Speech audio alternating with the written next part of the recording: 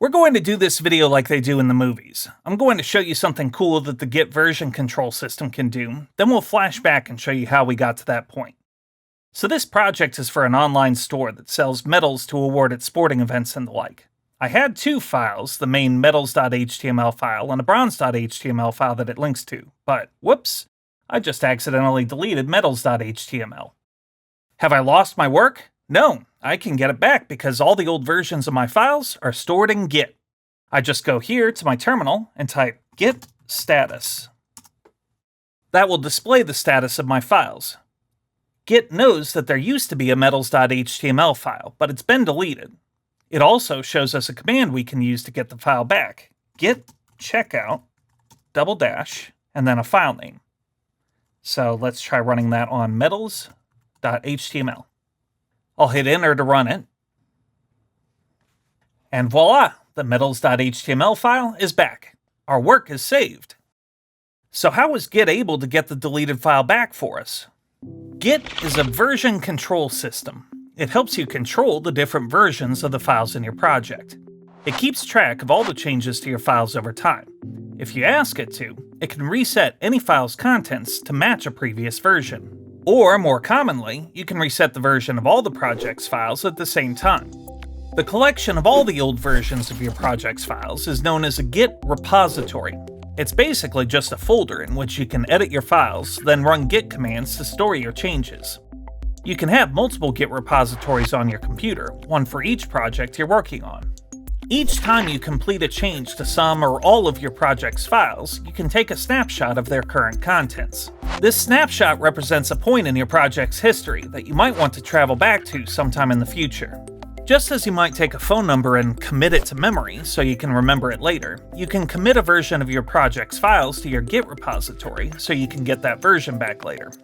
So basically, Git just gave us back a version of the medals.html file that we had recorded in a previous commit. Now let me show you how we set up the Git repository where the files were stored. There's two ways to get a Git repository onto your computer. One is to clone or copy a repo from another machine. The other is to create a repository within a project directory on your computer. That's what we'll do here. I've reset my workspace so that it doesn't contain a Git repo, just the two HTML files. To initialize the new repository, I'll run the git init command. Like all Git commands, it starts with the name of the Git executable, followed by a space. Then we type the name of the subcommand we want to run, like add or commit, or in this case, init. That's the whole command, so press enter to run it. Git will initialize a repository in the current directory by creating a new subdirectory within it. That directory is hidden because it's a bad idea to alter its contents yourself. You're only supposed to change it by running Git commands. If we run the ls command in our terminal, it will list the files in our directory, but it won't list the Git repository folder because it's hidden. We can reveal it by running the ls command again with the -a command line option. Command line options are little indicators that change the way a command line program works. Many programs use them, including Git. They usually consist of a dash followed by a single letter, or two dashes followed by a word. In this case, the -a option tells the ls command to list all files, even hidden ones. Now that we've run this command, you can see the hidden .git directory there. That's the place all our commits are going to be stored. We've initialized a Git repository in our project's directory, but our project files haven't been added to the repository yet. In fact, Git has no idea they exist. Up next, we're going to fix that by staging and then committing these files. Our project directory is known in Git terminology as the working directory because it's the directory where we actually edit and do other work on our files. Right now, our working directory contains two files, medals.html and bronze.html, that haven't been added to Git. There are three states every file goes through in a Git repository. When you make changes to a file in the working directory, it's modified. You don't necessarily want to include all of these modified files in your next commit, so you need to specify which ones you will include. You do this by adding files to the index, more commonly known as the staging area or cache. The staging area is where you place the files you're going to commit. Files you've added to the index are referred to as staged files.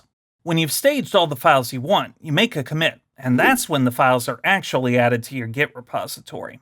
Then, when you next make a change to any of those files, they're treated as modified again. you can stage and commit the files again to save a new version of them, and the cycle repeats. Let's try finding out what state our project files are in using the git status command. This is our go-to command to find out the current status, or what's going on with Git. You'll be using it a lot. There's some stuff at the top that we can ignore for now. Then we have a list of untracked files. These are files that Git isn't tracking yet. It's not keeping track of changes to them, so we're not saving new versions of them. Since the Git repo is brand new, that means both of the files in our project are untracked. There are also a couple helpful messages encouraging us to run the git add command. Let's try that. Git add, and then the name of the file we want to add, metals.html. There's no output from the command, which is actually a good thing. Many Git commands produce output only when there's an error. Empty output means everything went fine. The git add command adds the file to the staging area, the place we compose our commit. Now let's try running git status again to see if that's changed. The output is now in two sections. There's a new changes to be committed section, which lists files in the staging area. That list consists of one file right now, metals.html. The untracked files section looks much the same as before, except that it now only includes bronze.html. Our metals.html file has transitioned from modified to staged. Next, we need to commit our changes to the repository. We use the git commit command to commit our staged changes. You need to provide a message to go with every commit, a brief note explaining what the commit does. We do this with git commit's -m command line option. -m should be followed by a string in quotation marks. Since this commit adds metals.html, we'll use a message of add main site page.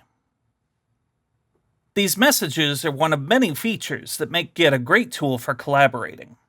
Messages are permanently attached to a commit in the repo history. If one of your collaborators sees this commit in the future and doesn't understand it, this message will help them figure it out. It might also help you figure out what your own commit does if it's been 6 months since you made it. We'll see a message confirming the commit. If you're following along and you haven't used Git before, you might see an error saying you need to set a couple Git configuration options. Just follow the directions it gives you, then rerun git commit again, and it should work. Committing our metals.html file caused its status to transition from staged to committed. Now the cycle can repeat. Git is ready for us to modify additional files, stage them, and add them as another commit. Once a commit is complete, it's a permanent part of the repository's history. Congratulations, you've just committed your first file to your Git repository. But metals.html doesn't include a link to bronze.html right now, so users of the site will have no way to find that page. We'll need to edit metals.html to add that link, and commit those changes as well. The process to commit changes to existing files is similar to the process for committing new files. I'll open the file here in our editor, and we'll add the code that links to bronze.html. I'll make sure to save my changes. Now we need to commit our changes to the file. Let's see what the status of metals.html is with the git status command. There's a new section, Changes Not Staged for Commit. This is where changes to tracked files will appear. Our metals.html file is in that section, listed as modified. Remember, this is one of our 3 possible states for files in Git. Next, we need to stage this file, and then commit it. We can see a helpful message in the output telling us what to do next. Use git add file to update what will be committed. So let's run the command git add metals.html. Git add doesn't just add untracked files to the staging area, it also stages the changes within tracked files. If we run git status again, we'll see the modified metals.html is now listed under the changes to be committed section. We've staged the changes to be committed. But we can also see that bronze.html, the file our change refers to, is down in the untracked files section. So we can't really consider this change complete. If we commit right now, we'll have a version of metals.html that links to bronze.html. But we haven't actually added bronze.html to the Git repository yet. If someone copied this repo and checked out this commit, they wouldn't get a copy of the bronze.html file. They'd have a metals.html file that links to a non-existent bronze.html file. It's because of situations like this that Git allows us to make multiple files part of the same commit. All we need to do is add bronze.html to the staging area first. Then, when we commit, both the new link in metals.html and the bronze.html file will be committed at the same time. So, as the helpful message in the untracked files section says, we'll run git add to add bronze.html to the staging area. Let's run git status again. Now both files are in the changes to be committed section. Metals.html is modified and bronze.html is a new file. Now we can commit them both at once. Git commit -m add bronze metals.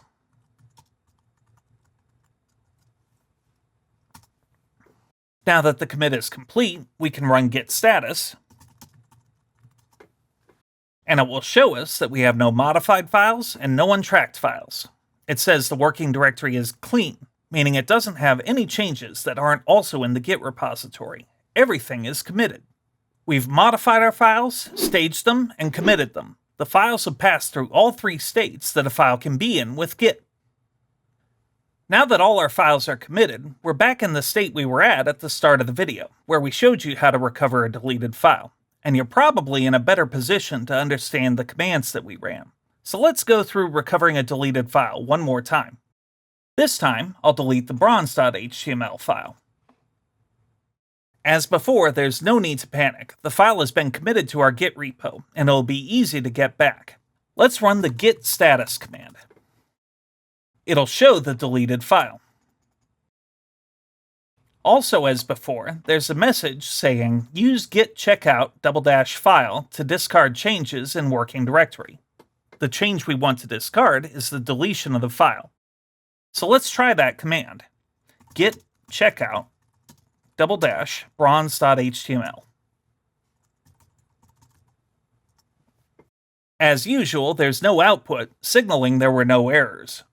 And you can see the bronze.html file is back. If we edit the file, we'll see all its contents are back too. Git has rescued our file from being deleted. Pretty cool, right? But restoring deleted files is only a tiny portion of what Git can do. Far more importantly, Git is an incredibly powerful way to share work across a team. With just a couple commands, you can clone an entire repository, including all its history, to another computer, where other people can make their own changes. And Git includes commands that let you easily bring changes from other people's repositories back into your repository. Although you can do this directly between computers, many companies choose to work through a code hosting service like GitHub. GitHub was designed to work with any Git installation, so Git includes everything you need to work with GitHub out of the box. But how should you go about learning all these other features of Git? Understanding new technology is hard, and one of the most difficult parts is figuring out what you need to know. It helps if you have an expert guide to help you pick out which parts to learn. I'm a teacher at Treehouse, an online school where you learn at your own pace. If you're new to software development, Treehouse is the best place for you to learn. Although we have lots of content for professional developers, we also offer carefully designed video tutorials for beginners that don't assume you already know a lot about development tools. A great way to learn Git is to take Treehouse's Introduction to Git course. Each Treehouse course is a guided curriculum designed by industry experts, and it contains everything you need to know to get a successful start with development. Our courses are designed to help you learn effectively, with content including video tutorials, quizzes, and code challenges. You can get access to Introduction to Git and Treehouse's other courses for just $25 a month. You'll be able to follow along with Introduction to Git using Treehouse Workspaces, a development environment that runs right in your browser. With Workspaces, you can create Git repositories even if you don't have Git installed on your computer. I used Workspaces for all of the commands I showed you in this video. Once you know how to create Git repos, you'll need to fill them with code. Treehouse has you covered there, too. We have tracks for all of these languages and more. We can't wait to work with you. Click the link in the description to start your free 7-day trial at Treehouse and take your development skills to the next level.